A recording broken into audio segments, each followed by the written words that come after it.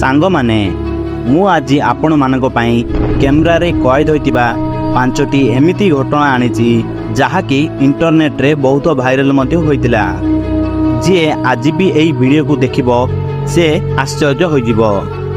ଚାଲନ୍ତୁ ଷ୍ଟାର୍ଟ କରିବା ଆଜିର ଭିଡ଼ିଓ। କିନ୍ତୁ ମୋର ପୂର୍ବ ଭିଡ଼ିଓରେ ଏହି ଦୁଇ ଭାଇ କମେଣ୍ଟ କରିଥିଲେ, ଗୋଟିଏ ପୁରୀ ଜିଲ୍ଲା ଆଉ ଗୋଟେ ଦେଓଗଡ଼ ଜିଲ୍ଲା। ଯଦି ଆପଣ ବି ଚାହୁଁଛନ୍ତି ଆପଣଙ୍କର ଜିଲ୍ଲାର ନାମ ଭିଡ଼ିଓରେ ଆସୁ ତେବେ କମେଣ୍ଟରେ ତୁମ ଜିଲ୍ଲାର ନାମ କମେଣ୍ଟ କରିଦିଅନ୍ତୁ। ଚାଲନ୍ତୁ ଆରମ୍ଭ କରିବା ଆଜିର ଭିଡ଼ିଓ। ନମ୍ବର 5। ଏହି ଭିଡ଼ିଓ କ୍ଲିପ୍ ସେତେବେଳେ ସମସ୍ତଙ୍କୁ ଆଶ୍ଚର୍ଯ୍ୟ କରିଦେଲା ଯେତେବେଳେ ଗୋଟିଏ ଡ୍ରାଗନ୍କୁ ଲୋକମାନଙ୍କ ଦ୍ୱାରା ଟାୱାର ଉପରେ ଦେଖିବାକୁ ମିଳିଥିଲା। ସେହି ଡ୍ରାଗନ୍ କିଛି ସମୟ ପାଇଁ ସେହି ଟାୱାର ଉପରେ ବସି ପୁଣି ଚାଲି ଯାଇଥିଲା, କିନ୍ତୁ ତା ପରଠୁ ସେହି ଡ୍ରାଗନ୍କୁ ଅନ୍ୟ କେବେ ବି ଦେଖି ନାହାନ୍ତି।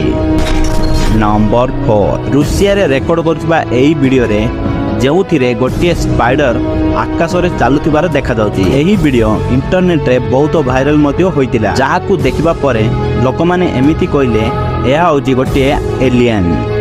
ନମ୍ବର 3। ଯେତେବେଳେ ଗୋଟିଏ ବ୍ୟକ୍ତି ଏରୋପ୍ଲେନ୍ରେ ଯାତ୍ରା କରୁଥିଲା କିନ୍ତୁ ହଠାତ୍ରେ ଆଶ୍ଚର୍ଯ୍ୟଜନକ ଜନ୍ତୁ ଦେଖିବାକୁ ପାଇଥିଲା। ଏହି ଜନ୍ତୁ ପ୍ଲେନ୍ର କିଛି ଦୂରରେ ଉଡ଼ୁଥିଲା। ଏହି ଭିଡ଼ିଓକୁ ପ୍ରଥମ ଥର ଯେତେବେଳେ ଦେଖିଲେ ଏହାକୁ ଭିନ୍ନ ଭିନ୍ନ ଜନ୍ତୁ କହିଥିଲେ, କିନ୍ତୁ ପରୀକ୍ଷଣ କରିବା ଦ୍ୱାରା ଜଣାପଡ଼ିଲା ଯେ ଏହା ହେଉଛି ଇଞ୍ଜିନ୍ରୁ ଆସିଥିବା ଗୋଟିଏ ଧୂଆଁ। ନମ୍ବର 2। ଇସ୍ରାଏଲର ଗୋଟିଏ ସହରରେ ଦେଖାଯାଇଥିବା ଏହି ଅକ୍ଟୋପସ୍ ଆକାଶରେ ଉଡ଼ିବାର ଦେଖାଯାଉଛି, ଯାହାକୁ ଦେଖି ଏମିତି ଲାଗୁଛି ଯେମିତି ଅକ୍ଟୋପସ୍ ପାଣିରେ ପହଁରୁଛି। ଅକ୍ଟୋପସ୍ ଆକାଶରେ ଉଡ଼ି ପାରିନଥାଏ, ତେଣୁ ଏହାକୁ ଦେଖି ଲୋକମାନେ ଏହାକୁ ଏଲିଏନ୍ ବୋଲି ଜଣାଇଲେ, କିନ୍ତୁ ଆଜି ପର୍ଯ୍ୟନ୍ତ କେହି ବି ଜାଣିପାରିଲେ ନାହିଁ ଏହା କେଉଁ ପ୍ରକାର ଜନ୍ତୁ। ନମ୍ବର 1। ଯେତେବେଳେ କିଛି ଲୋକମାନେ ସମୁଦ୍ର କୂଳରେ ବସିଥିଲେ ଠିକ୍ ସେହି ସମୟରେ ଗୋଟିଏ କଳା ଜିନିଷ ଆକାଶରେ ଉଡ଼ିବାରେ ଲାଗିଲା।